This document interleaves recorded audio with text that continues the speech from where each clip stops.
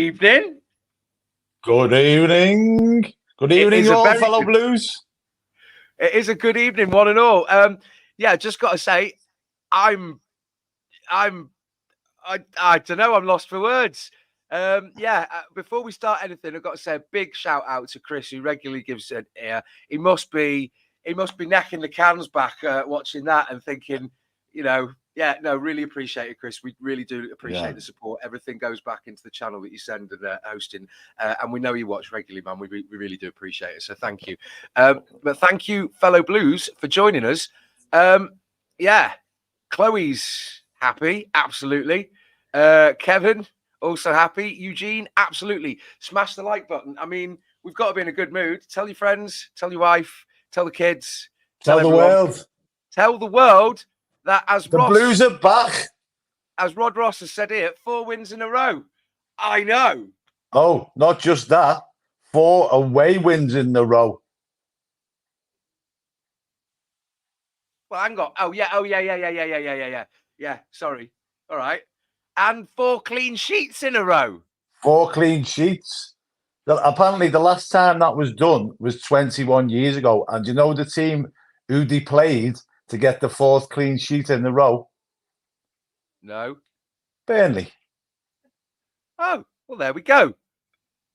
Yeah. There you go. Coincidences all round. Anyway, Mr. Blue Skies, there you go. There is that statistic. Yeah. And you know what? I have to hold my hands up, and I think all Evertonians need to hold their hands up and today admit that Michael Keane was man of the match, because he was outstanding today. It won't last, but we'll give him the credit while it's due. Unbelievable. I mean, they said he was man of the match. Okay, so up until I don't want to be cynical. I don't want to criticize it. Thank you very much, Chris. I really don't want to criticize it, but there's always the potential that he makes a mistake or he does something that gets penalized when he lands on somebody's foot and gives away right. We'll get to Anthony Taylor in a minute because he wasn't too bad. But yeah, I was thinking, oh God, maybe I could give McNeil man of the match, or it's been a really good game from him. And Onana obviously got a goal, and we want to see him score more. But also there's a complete mismatch there. But everyone was so comfortable today, even when we were sitting back, and it was just phenomenal. I mean, as you say, there's very little to argue against Keane man of the match because he got a goal. He almost scored a third as well when that corner came in. He hit the post. And he hit the post, and then Vitinho hit the post, and he tried so bloody hard. And what a competition. So I think somebody said, I think I might have seen somewhere that it was just Branthwaite in disguise, but Branthwaite with the Michael Keane mask on. Okay, so what I will say is, well, first and foremost, it would have been lovely, but I am so very thankful that we didn't win 7-0 because I didn't want to present this video with my bockies. But in all fairness, if Peter Duggan had that on, I mean, he'd have been raking it in. He'd been on the lash all night for the next 3 weeks. Yeah. But I mean, I have to say, I thought it might be a bit cagey because we might have, I was wondering if we'd play a different formation or we'd play people slightly, because Garner was out, Branthwaite was out. We had several play. Yeah. So I was thinking it was going to be a little bit cagey. And, in the first half, towards the end, Godfrey. Oh my God. Oh, I know. What an absolute clearance. Like that just that clearance alone was world-class defender level. Now, he's not world-class. I'm not saying he's world-class. But to see that threat and from where he came from to clear that ball was outstanding. Yeah. That won us the game, I think, Jan. Yeah, absolutely. Because Although we say we should have scored at about 60 odd minutes, but having said that, and that might have seen Burnley crumble because we did sit back a little bit, and we'll touch on the issue of possession because you and I have had a chat about this in the group while we were watching the game. But to see that kind of touch when it would have been a sitter for them to just put in the goal and to maybe to sit back and think, oh, well, we were on top very much for the first half. We were completely dominant. And then to think that we could have conceded that goal. We didn't necessarily do anything wrong in that situation, but it would have been a bit of a kick in the teeth to come out in the second half, especially with hindsight, knowing that they came out on top. I mean, but yeah, moving on to it, you had something interesting to say about possession, didn't you, Wez? Yeah, I mean, everybody knows that I'm not a big lover of giving up all this possession to teams and stuff, but you can't play the first half that we played the press and all that. You cannot do that for 90 minutes, right? No. And Dyche's game management in the second half was superb. He's got his tactics spot on. I'm still not happy about giving away all that possession, but when you we've all watched Newcastle go at teams 100 mile an hour for 45, 50 minutes, and then they run out of steam. Right. And that's why they seem inconsistent. They can completely batter a team and walk all over them. But then again, we played a high press. Correct me if I'm wrong, but we played quite a high press against Newcastle. And I think that's when we have that kind of man or game management from Dyche and we do it well, what we end up doing is we do the right kind of thing. We get the goals and it's paying off now. At first, early on in the season, it wasn't. So then, to a certain extent, as you say, we can't play that high press, but we've got faith in our defence and we capitalise by getting those 2-3 goals or at least getting ahead in the game so that we've got something to build on. So you're not, it becomes frustrating if you play that press and you don't capitalise on those chances and then it's half an hour or obviously it was, 55 minutes and you think, oh God, is it going to be one of those days where we do everything right and it just doesn't pan out? But do you think would you like to see more possession? Well, obviously, if you have the ball, you have control. It's as simple as that. You know what I mean? But the fact of the matter is now is when we do have the ball, we're clinical with it. In the past we were guilty of giving the ball away and creating our own downfall.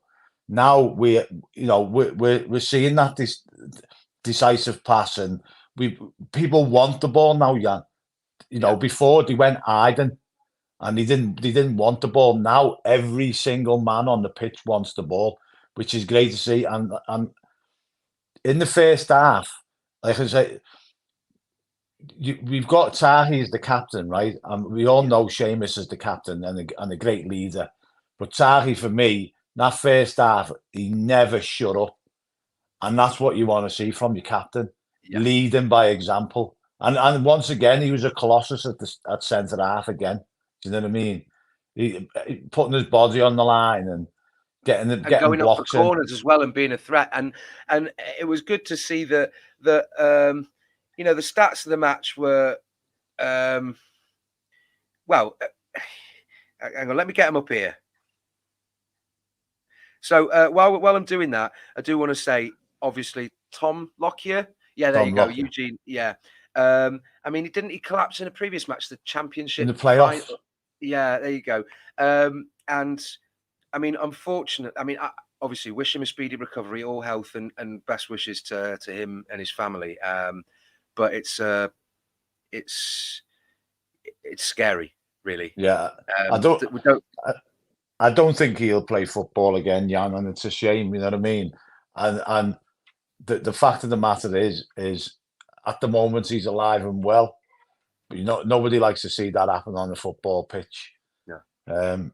I echo your sentiments. Is that we hope he makes a full recovery and goes on to live a long and happy life.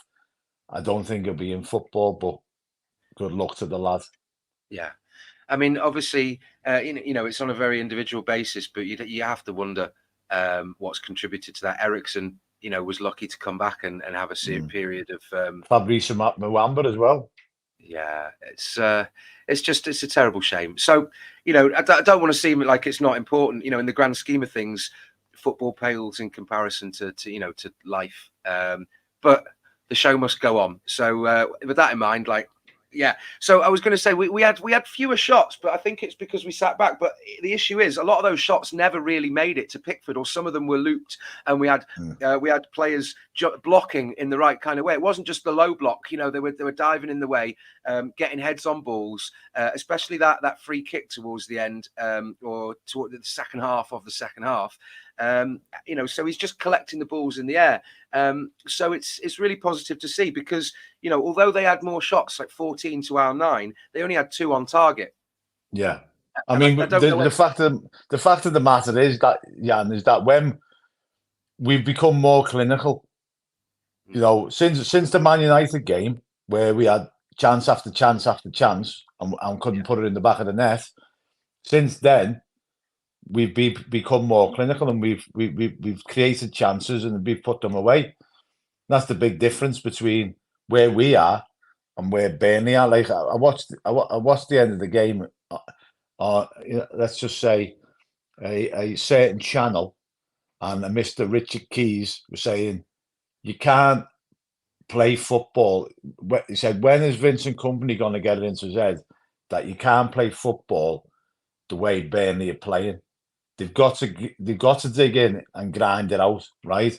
And he's saying unless he's using it as a stepping stone for the Manchester City job, saying to them, "Oh look, I've got a team here that's not as good as Man City, but we're playing great football." Do you know what I mean? But he's not going to get the job by that if they get relegated, is he? No, but I always expect Kevin. I can't disagree with Kevin, but I'm just repeating what he said. Well, for the sake of legality, I can't agree with him. But yeah, as you say, this conversation's just come up as well to see when we talk about possession, there is a bit of a difference. There is a slight discrepancy, as you know. You get the Opta statistics person just going boop boop boop boop, pressing a button, pass. Because what it used to be is there was an aggregation of the time that each team had the ball now. But what possession now is basically just the percentage of passes. So if you play ticky-tacky and pass it around the back, and for instance, if we are defending well and closing off all the avenues and forcing it back or out wide, and they're just passing amongst themselves, and we're happy to do that. And I don't have the fear when players attack us now that I don't think, we're going to fall apart. Sometimes possession doesn't always tell the full story, especially with how they record it. No, it doesn't. There's one from Ryan there, Jan. Quite easy. Branthwaite's available. Yeah, Branthwaite is just on another level. Look, if in a pinch, I'd be happy based on that. If we had to, like I said, in a pinch, I'd be happy to see Branthwaite, Keane, and Tarkowski, and then have 2 wing backs. If we've got the issue of Young not being fit and Coleman not being fit, and both of them being towards the end of their careers. And maybe they don't have the confidence in Patterson, or maybe Patterson, as people often say, is better going forward. So that's that. I mean, I always thought that we were in with a chance because Trafford, bless him. Well, I don't want to sound patronising to him, but he's a young keeper, but he does flap at it. And he's not a bad keeper, but also, they're under the cosh, Burnley. They've had a complete overhaul. But I always thought there was going to be something in this for us, but I didn't want to be overconfident. And okay, so Pickford had a good save, didn't he, from that when it was the overhanded one that I don't know whether it was going to curve away, but he obviously had to put a hand on it. Aldouni or someone, wasn't it? Yeah, Aldouni or something.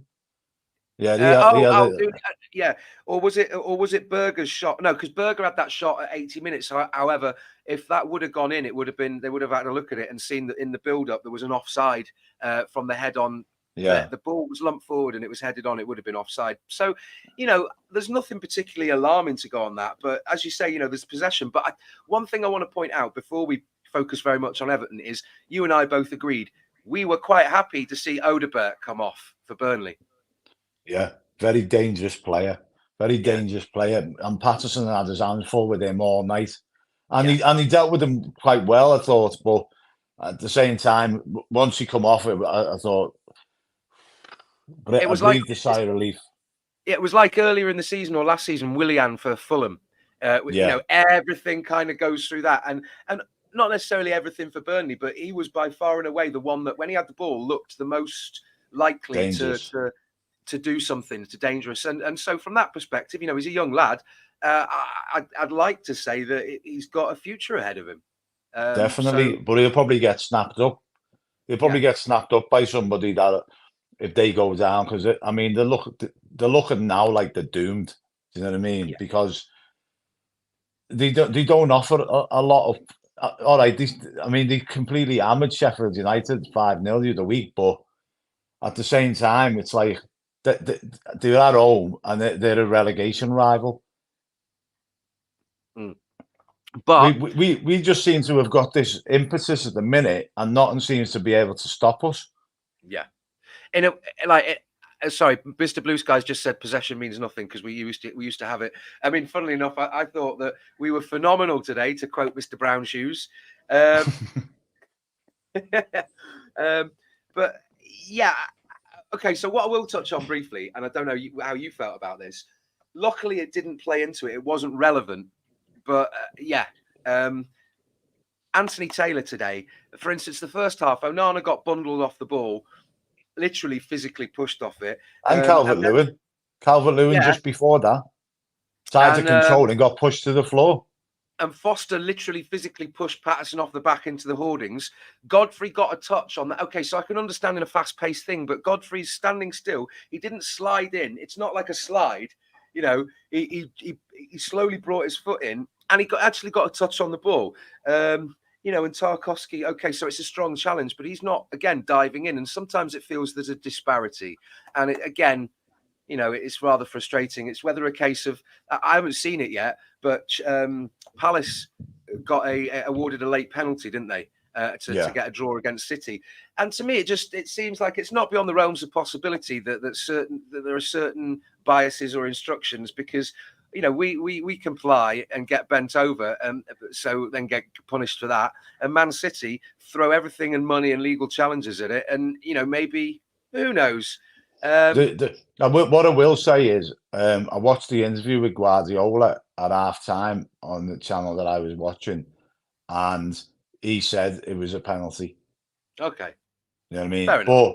But I, like probably most Evertonians, believe that the last 2 seasons that we've struggled against relegation, there's been decisions that have gone against us, and it did seem like there was a conspiracy going on between the PGMOL and the Premier League, and we've managed to scrape through and scrape out our relegation both times, and now with this 10-point deduction, this is another way of how they can get us out the league. That's just what seems to probably most Evertonians.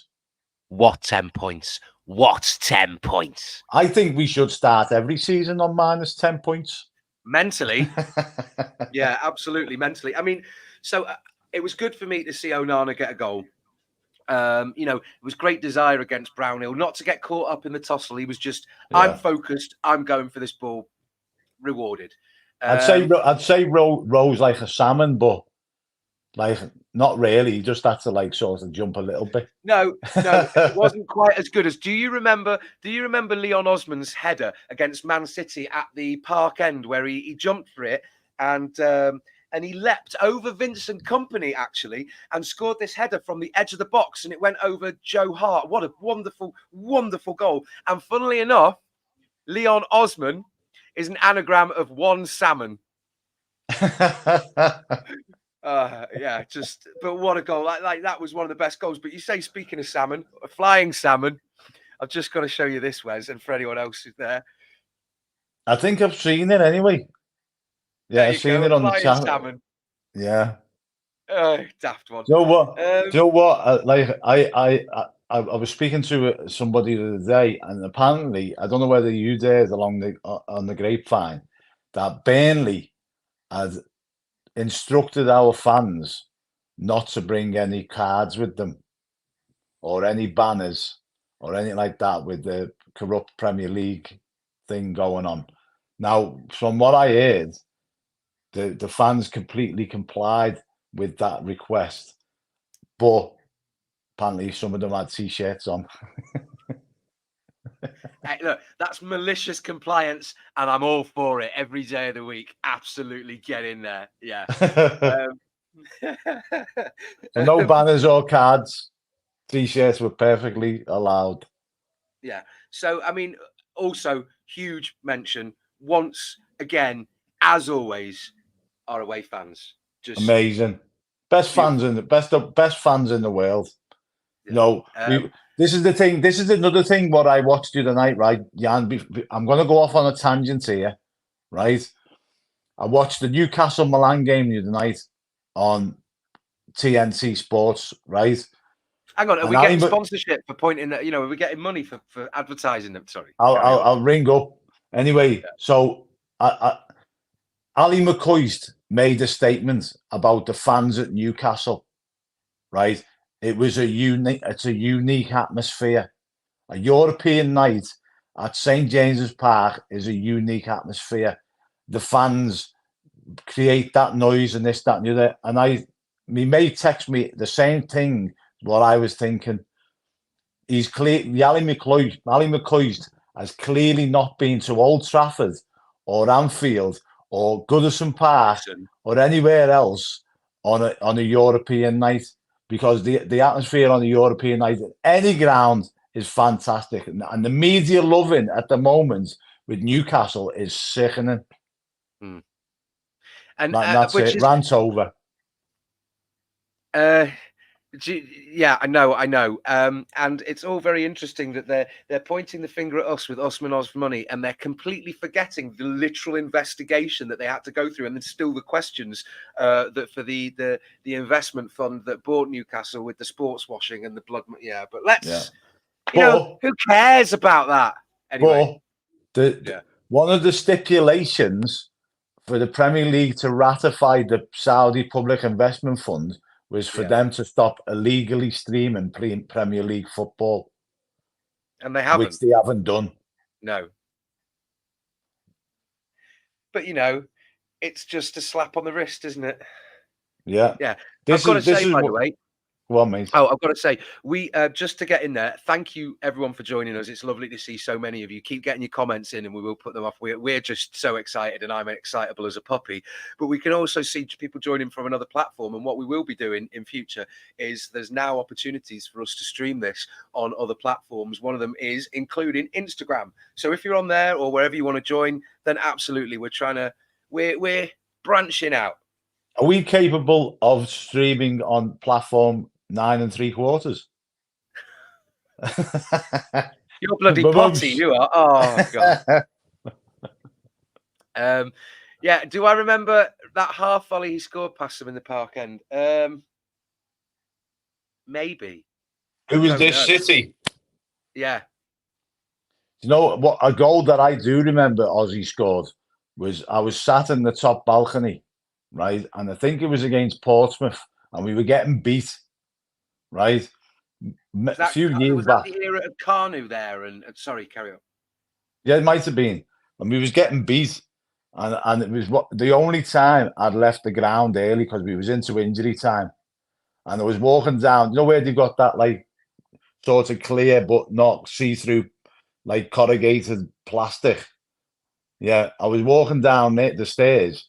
And there was a little pinhole, and I heard it roar, and I seen Ozzy wheeling away, and I was like, "Oh my God, that's just typical." You know what I mean? Happy days, though. I mean, I think it's really lovely to know that we go into the next game on Tuesday, spirits high, home against Fulham. 10-man Fulham. Does that affect the cup game if it's a red card? I think it might do. I think it might do. I'm trying to have a look at. You know what? Yeah. Mr. Blue Skies makes a good point there. Would you play the same team against Fulham? Would you rest Branthwaite for another game and play Keane? Oh, Play that 5 at the back again. I don't know. It depends who's. It was Raul Jimenez, by the way. Oh, have I frozen? Yeah, No, so Jimenez is going to be suspended for the cup game. he's So, never bloody scores anyway. but he has been out for a while.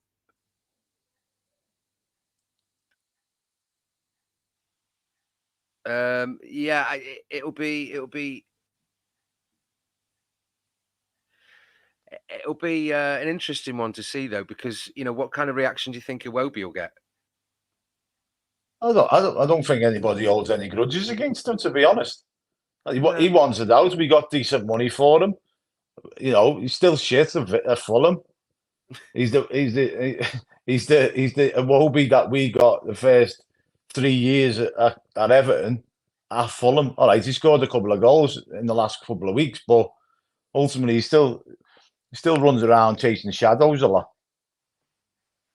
Well, I don't know. I think he's scored a few goals and he seems to be doing okay. Who is impressive at the minute, Yann? Who is like sort of dragging back the years is Ross Barkley at Luton. He's absolutely running the show there. Yeah. But he's always had that mentality of wanting to be a big fish in a small pond in my mind. Like, I'm not criticising the lad, but he's always, to me, seemed that he's wanted to be that big fish in a small pond. Yeah, he has. But I think when he is that player, he can shine.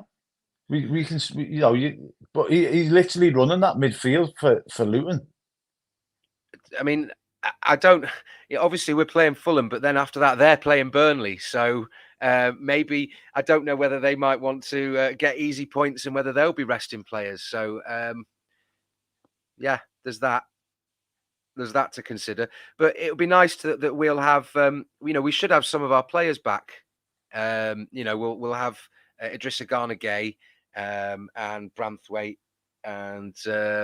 We do have some more depth again, and isn't hopefully Mikalenko's going to be fit, possibly. Got a groin injury.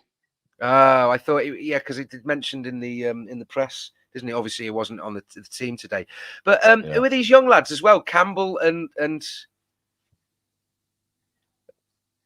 well, obviously we saw Dobbin today, but that do you think that was a precautionary? Well, with Decore, yeah. Yeah, well, I mean, they said it was a slight injury, so it could be just like a minor pull or something. But I wouldn't expect to see him on Tuesday. Even if it is just a minor pull, it might need a week's rest or something. Peter doesn't think that. Peter thinks Keane was tailor-made for the Burnley game because of the physicality and the nature of how Burnley play. I'm assuming, right, Peter? Let's just rewind back there, right? Is Peter right? I'm not disagreeing with Peter on the fact that he was tailor-made for the Burnley game, but we rewind back to the first game of the season when we absolutely dominated Fulham at Goodison Park with Keane in defence. We just couldn't score a goal. Do you know what I mean? So we've got goal scorers now. We've got getting goals from throughout the team. So I think that argument is a little bit flawed, but yeah, I agree with him that he was tailor-made for this Burnley game, and he was class tonight. You can't not say that he was quality tonight, Keane. Can't take it away from him. You've got to look at what we saw and what's presented and what's in front of him, and ultimately, if that's the task he needed to do, which I think he did. He didn't put a foot wrong. He didn't concede anything dangerous, and he blocked a few shots and he scored, and he almost scored a second. And fair play to him. He was in. Do you know what it was for me? It was his positioning today was good. He was in the right place at the right time, and he got his foot on the end of stuff, and he got his head on the end of stuff, and his positional sense was spot on today, where it hasn't been in the past. He hasn't been able to foresee danger, but like you say, the game for Burnley was ideal for him today. Yeah. And Mr. Blue Sky says, in the air, Keane is one of our best players. On the floor, he's average. I mean, there were a few times when we almost got caught out, but thankfully, it wasn't. We didn't have any Kieran Trippier moments, really. Oh, here we go. Peter says, actually, Wes, Keane did score in that game. It was still disallowed. Oh, yes. The keeper went up and the ball came back and Keane shot. And that was the. Yeah. Well, according to that Dermot Gallagher on Ref Watch on the Monday on Sky, he said the goal was disallowed for the foul on Bernd Leno, but it would have been disallowed anyway because Keane was behind. Apparently, Keane was behind the goalkeeper when he scored the goal, so he would have been offside anyway. So it's immaterial. We got beat, but we shouldn't have got beat because we didn't have a goal scorer. So Keane played in that game, and we should have won the game. We didn't, but we should have done. Yeah, and I feel that also sort of looking forward as well to the next few days. I feel I should point out just to anyone whether they know whether they're going. If they're going, I'll see you there. There is a memorial service on Monday afternoon. About I think it's 2 or 2:30 at the Anglican Cathedral in Liverpool to honour the life and memory of our late chairman, Sir Bill Kenwright. And regardless of how you feel about him, thank you very much, Amanda. Thanks very much, Amanda. Regardless of how you feel about Bill Kenwright, about what he did right or wrong, personally, I don't think any mistakes he made were out of malice. They were out of love for our club and for all he did. And he never walked away. And I feel it's a shame that he doesn't get to see us move to Bramley Moor, that he doesn't get to see us put all this acrimony and struggle behind us. And I just, obviously, just to let everybody know, should they wish to do this, he's requested, or his family have requested, no flowers, but to make donations to, I believe, some main hearted charity or Everton in the community. And it will be just a bit of a sad day for everyone. So I'll be going, and anyway, no. But you had to apply for that. On another note, yes, right. Everton have just announced when they'll be moving and playing at Bramley Moor Stadium. Yes. Go on. Details. So we'll be playing our final season at Goodison next season, the whole season, and we'll be moving into Bramley Moor in 25-26 season. Right. So what I will do is bit by bit bring in the relevant tools or pieces to slowly cut away the seats, and then so it's barely noticeable, so that by the last game I can just and take my little seats home and bring them and put them in the garden. That's the yeah. Bring your socket set with you. Look, it's helping out. It's Everton in the community. We're all going to help demolish Goodison Park. Peter's not having this with Michael Keane. Peter, it was just a statement. Somebody, but he played the same team at Fulham, and I said, yeah, I think it would, because they played okay today. And Fulham aren't Burnley, no. But at the same time, Michael Keane played well, and does he deserve to be dropped? Thank you very much. We're getting an international audience. Hop Swiss. Oh, merci, danke. Yeah. That was German, wasn't it? Merci, French, danke, German. I don't speak. Does the Swiss speak French? Yeah, well, depends. French, German, Italian, and Romansh, and also most people there speak English. Oh well, because but also, sorry, Mr. Blue Sky says yes, we are going to be moving there, but we'll have a finished stadium empty for 8 months.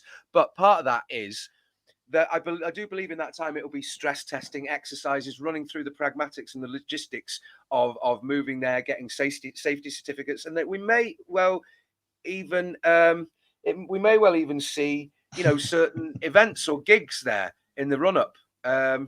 So yeah.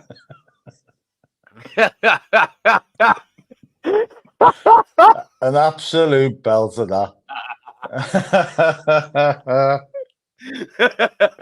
That is an absolute classic, Lila. They'll be getting reported to Ofcom. Yes. Right. But yeah, I think it'll be interesting to see, because also in that time frame, they're going to be doing things like getting various crowd sizes in, and people. I mean, I think it'll be really interesting to get people in, and I mean, it will also be every video. Thank you very much, Becky. Just ask Yann out on the day, will you? He's young, free, and single, and he's ready to mingle.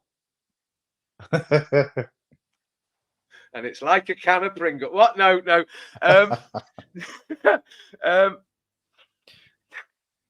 Right. Okay. I am blushing here. Wow. Okay. There's there are sort of comments coming in here, but okay. Peter has said, not having a go at you, Wez. I think that's. I don't mean to be funny, but you're a dickhead. No, not having a go at you, Wez. I'm just being realistic. If Michael Keane plays up front, sound, but I just don't trust him at the back.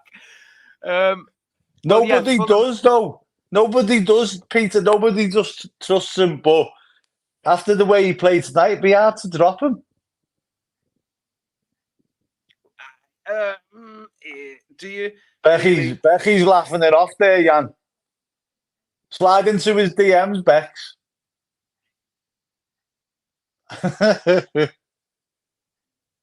Thank you very much. This is the blind date section of Follow Everton.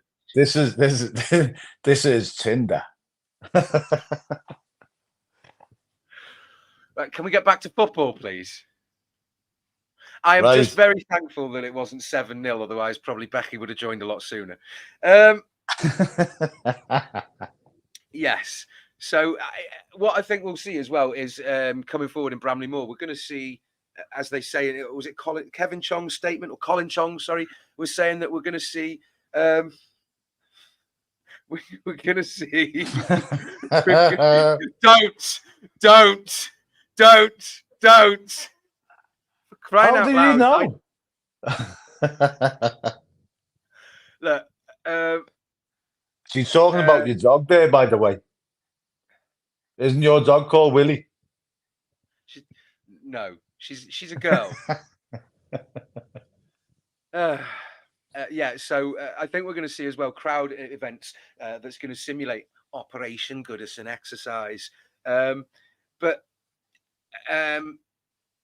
we're going to see potentially, women's games, youth games, under 23 things, exhibition practices, because they're going to do these kind of drills and get people from not only for a business and logistics side of Bramley Moor, but they're also going to see how the fans respond and how the facilities are used.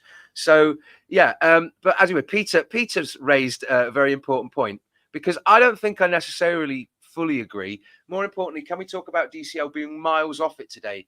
Can he have a shot on goal that isn't aimed straight at the keeper? Well, I think maybe he wasn't the level that we've seen in previous games, and maybe we're a bit more, when we're prone to criticizing, because we are, just in general. Or at least I am. I know sometimes, and Wes is. God, you should see the group chat sometimes. Right. I don't think he was miles off. I just think that how Burnley played in the physicality, and also the fact that Taylor allowed the game to be a bit more physical, meant that he got bundled off the ball, and he did win a free kick or two, but it was going to be rather difficult for him. And yeah, hello from the States. It's a hard job, playing up front on your own. You know, the Corey was playing a lot deeper today. Found himself playing a lot deeper, so he didn't have that link up with the Corey today. I'm not going to slag him off. Just to put a pin in that, just to put a pin and come back to it. Sorry, Rod Ross has said Tool are going to open with a concert as a test. Well, I know that Tool are playing at I think it's the Echo, and it's about 200 quid a ticket. So God knows what it's going to be at Bramley Moor. And I tell you what, as much as I'd love to see Tool, I'm not paying 200 quid for a ticket. But yeah, so DCL off the pace. Yeah, I mean, like I say, it's hard playing that lone striker role. You know what I mean? So, yeah, and especially when Decore went off as well. But Decore plays a lot, like sort of defensively today than what he did in and around the box. So, I'm with Kevin. I've never heard a Tool in my life.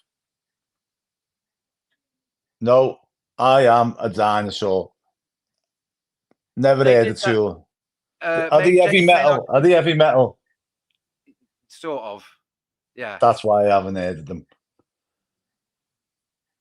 I'm more of a Celine Dion kind of guy. Right. Okay.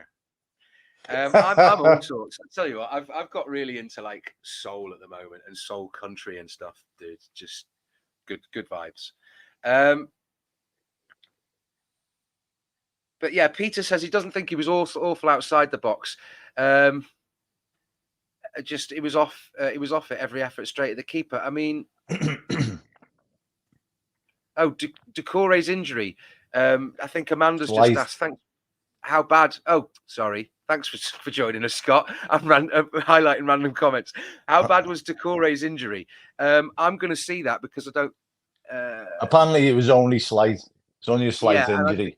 I think factoring in the fact that we might have some transitions, in a lot of matches coming up because we're playing on Tuesday, we're playing on Saturday, and then we're playing on the day after Boxing Day. Yeah, I got you, Amanda. It's cool. So, I don't think we'll see him on Tuesday. Put it that way. No, but that's okay. That's all right with me. I mean, we've really seen him transform. So yeah, who knows? I think he's got a new contract. Yeah. He's playing week in, week out, and he's feeling good. And you know what? The difference that makes in a player is like massive. You can't underestimate the confidence that when you've got that sort of solidity. Where he knows where he's going to be for the next 2-3 years or whatever, and he's playing regular football and he's happy.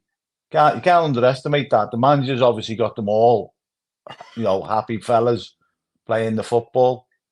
Yeah, I mean, and sorry, we're jumping from topics now because we've covered the match. But is there anything major from that game that you thought we'd missed? I mean, I do think sometimes is it worth mentioning?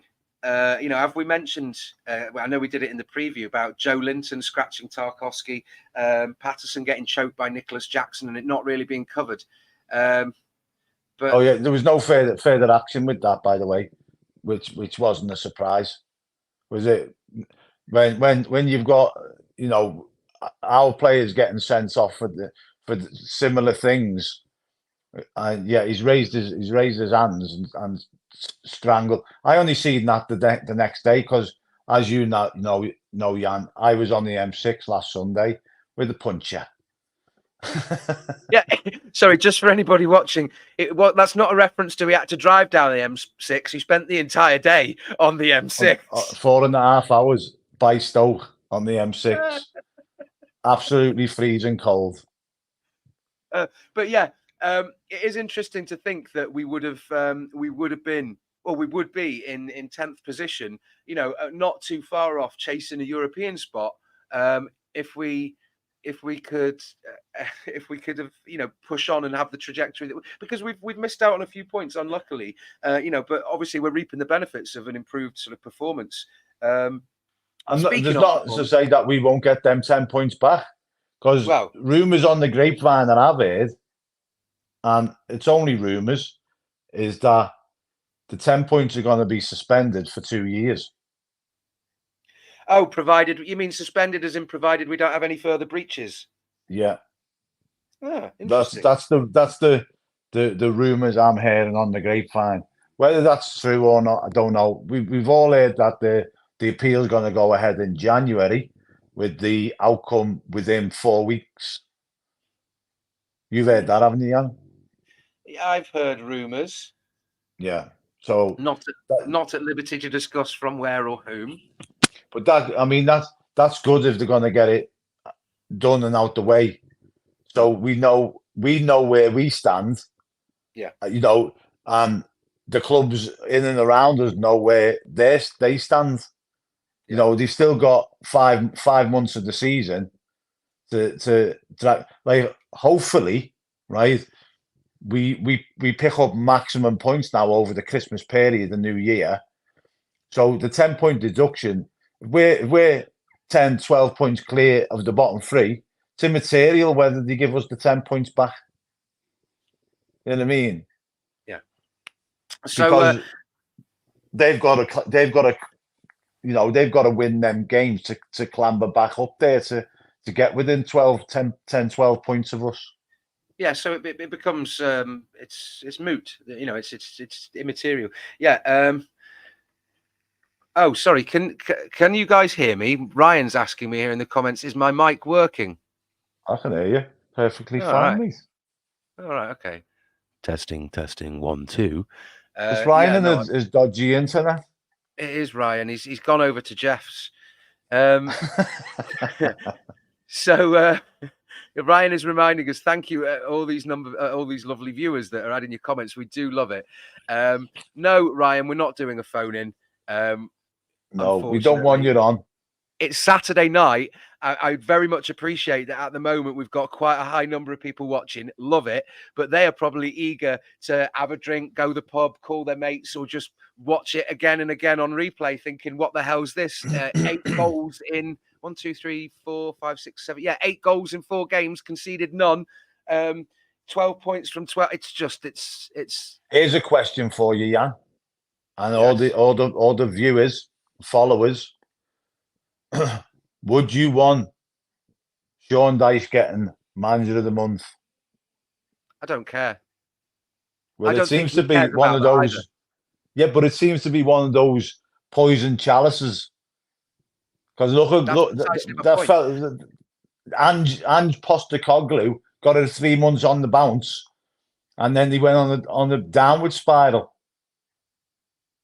Well, okay. So, Eugene, thanks for joining us as per usual. Mark, it's good to see you again. Absolutely. The sound, yes. Oh,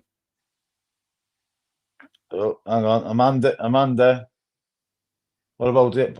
We're not going to go into administration. I don't think. This has been an article that seems to be unsourced and unfounded that appeared in was it the Daily Mail or the Mirror? The Daily Mail. It's just they've got an agenda against Everton at the moment, but the fact of the matter is the ownership thing is not going to be ratified until January, and 777 partners have said they'll bankroll the club until the end of January. But also, I think what happens as well is that when you end up with this, when you end up in this situation of a change of ownership, it's almost writes over. So maybe 777 are looking for the most advantageous position because they don't want to be lumbered with the sort of vestiges of this business that's going on. Again, I don't know this, but again, it's just rumors, as Eugene says. The only problem then, Yann, right, is that we all know if 777 don't get ratified, then we are in the brown and smelly because we owe a hell of a lot of money to people. And Mashiri said he's not putting any more money into the club. But if he wants to sell it, he's either going to have to sell it for £1 or just walk away and sell it to the highest bidder. We don't know. It is what it is. Right. Are we doing player ratings? Go on. I'm up for it. All right. I would probably say it's very difficult to rate Pickford because he didn't have very much to do. He pulled off that one good save, didn't he? One good save, good distribution, and he's very good at, well, as he always is. We demonstrated it today. He's very good at running out to the box and claiming the ball to not allow the opposition players to be in a one-on-one position. So for that, I'll give him a 7. You know, he didn't make anything amazing. 7. Yeah, average. Yeah, clean sheet. Yeah, slightly above average. Patterson. I think he was pretty solid. He dealt with that Odegaard quite well. He got done a couple of times, but he was quite tricky. So I'd probably give him 7 as well. I'd say 6 though, because I think he got skinned a little bit, and he was a little bit out of position, and he wasn't a major threat because he's playing with Harrison. He threw a great ball in for that DCL header though. Yeah, I would say, and for me, so the back line then I go Patterson 6.5. Not that he did anything wrong, you know, he won. Tarkowski 7, Keane 8, and Godfrey I'd say 7 or 8 because of that save. And then who was the left wing back? Was it McNeil?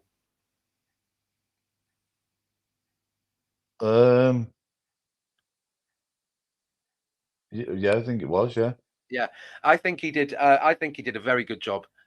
Like I said, up until when it got to half time, I was thinking McNeil's going to be man of the match. So for me, I give him an 8 as well. Who, McNeil? Yeah. Well, you thought he played well. Yeah. I didn't think he played. Don't think he had his best game. Okay. Well, it's not his best game. No, he didn't score. Personally, I think he was trying a lot to actually score against Burnley, but I think ultimately, I don't think he had his best game. I think he's had better games the last few games. Okay, fine, 7. I think Onana played very well. First half. So again, it's very difficult 7 or 8 because I want to give Keane for scoring and doing nothing wrong the top score, but I don't know if you can justify giving a 9 because that's kind of giving him an 8.5 then. Okay, 8.5. I think Onana got an 8. Garner was a 7, 8 maybe. Harrison was a 6 or a 7. I'd say I thought Harrison's done quite well. I think there was a couple of times where he got in down the flanks and threw some good balls in. So I'd give him a 6.5. Okay. Decore, again, it's very difficult because you didn't see the whole match and then Dobbin came on. But so, sometimes you get a lesser score for only playing like half, but they didn't do anything wrong. Equally, I was wondering whether he started the game with an injury, Decore. Maybe that's why he didn't sort of affect the game and played more defensively wise than what we normally get used to. Yeah, and it's difficult. I mean, I think DCL probably again about a 5 or a 6 for me, simply because he was isolated. Burnley are very physical, and then at half time we did have that change with Dobbin, and so there wasn't Decore there who creates that space. They each create space for each other in that. So, but the reason why I say that is obviously we sat back and there's an ebb and flow to the game. But for me, what was quite telling is it wasn't so much what we did on the ball, but the front line. DCL, Decore or Dobbin. Dobbin in the second half because he's got a lot of promise. He's got a footballing head for such a young lad, and I think that there's a lot more that we'll see from him. And it was really nice to see him score as well the other week. But what our front line and players are doing really, really well, they're improving on week after week, is the ability to press high and to constantly put that pressure, but also to do it smart, to allow them to allow the opposition to play and think they're safe. But then before you know it, we've got every player marked, we're blocking the lines and the channels, and it's just Yeah, Can't yeah. ask for any more. They're all. It's like they're all in sync. You know what I mean? It's like they all know what the jobs are. Man just got them playing for each other, and this 10 points seems to have galvanized them. And you know what? I don't know, because you don't know what Dele Alli you're gonna get. Yeah. Now I read something today that Tottenham have agreed to reduce the first payment, the down payment, to 8 million, but reduce the amount of games that the requirement triggers it. Yeah. Right. So Peter Duggan's and here. Everton turned it down, apparently. Yeah, we did. Peter Duggan seems to have given Tarkowski a 5. I mean, pretty similar ratings to all of us, to you and me. Tarkowski and McNeil are 5, along with Decore, and Harrison and DCL are 4. I'm a bit baffled with the Tarkowski 5, because I thought he was again like solid today. He stopped the potential goal in the first half. Sorry, stopped the potential goal in the first half. Blocked the potential goal in the first half. And he blocked a shot in the second. He blocked a shot in the second half, and he headed the free kick. That unfortunately, when he went in and actually cleanly got the ball, or was it Godfrey? The free kick that was awarded about 20 yards out, and he headed that to stop it being a shot on target or potentially a goal or something. But I mean, yeah, each to their own, you know. Each to their own. But basically, what Peter's saying there was that Darky was just average. Yeah, fair. Mr. Blue Skies have gone Pickford 7, McNeil 7, Godfrey 8, Keane 8.5, Tarky 8, Patterson 6.5, Garner 7, Duke 7.5, Onana 7.5, Harrison 7, DCL 6.5, Dobbins 6.5. I think Mr. Blue Skies is having a good Saturday evening and is very impressed with the team. And it's very difficult to disagree with that kind of whole trend. By the way, guys, get your votes in. If you think there's something wildly strange about this, if you think that someone out there is awful or fantastic or should have deserved man of the match and should be robbing whatever the bottle of champagne from Keane. Delhi is our Tiny Tim. Yeah. So Peter thinks, just average. Yeah, I mean, it's very difficult to find anything major to fault, because also, Burnley do have a good work ethic as a team. Yeah. And so, if, like I said, maybe to go full circle, like I said, if that ball across the box would have found Aldouni, was it Aldouni? Yeah. And he would have slotted it in instead of Ben Godfrey getting that great touch on it. It would have been 2-1 at half time. And, with the ebb and flow of the game, don't know if it would have gone differently with half time talks, but it would have been easy to see potentially Burnley getting a goal back. And obviously, did they have a statistic at some point when Burnley are 2 goals up, or when they've been 2 goals down in a game, 73 games, they've lost every single one of them. So I was thinking, like, when we've got a player, it's like, oh, he hasn't scored in 2 years and 4 months, and he comes to Goodison Park and gets a hat trick, and I'm just going, yeah, of course, that's Everton. That's the Everton thing to do. Yeah, definitely. It's like it used to be, like a team like Sheffield United or something, who were probably really struggling down the bottom, and you think, oh, this would be an easy win, but then they go and beat us, and that's like an Everton thing, isn't it? Yeah. Well, we have hit the hour mark. It is 8:35. It's not time for Crackerjack. You've got about two hours before match of the day, so that is enough time to get some dinner, get a takeaway, pop down the pub, or make sure that you set match of the day to record. And just have a wonderful Saturday. If you are, as I said, if you are going to the Anglican Cathedral tomorrow to pay respects to Bill, I will see you there. Obviously, as long as it's respectful and it's an appropriate time, come up and say hi. I'm always happy to speak to anyone. If not, see you at Goodison Park on Tuesday evening against Fulham. Look forward to that. And yeah. It's goodbye Keep the from winning him. streak going. Yeah, it's goodbye let's from make him. it 5-6. Yeah, it's goodbye from him. It's goodbye from him.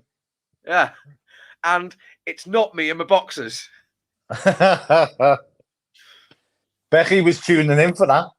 I know. Hang on, yeah. Before we go, right? I just want to say there seems to be a Geordie. Hang on. There seems to be right. Yeah.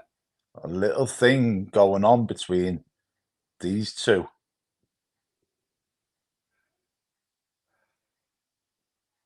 There's a little bit of welcome to episode 2 of Follow Everton Blind Date.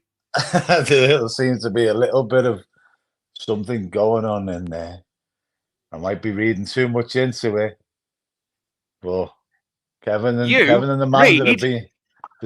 Amanda have been doing a little bit of flirting behind the scenes there.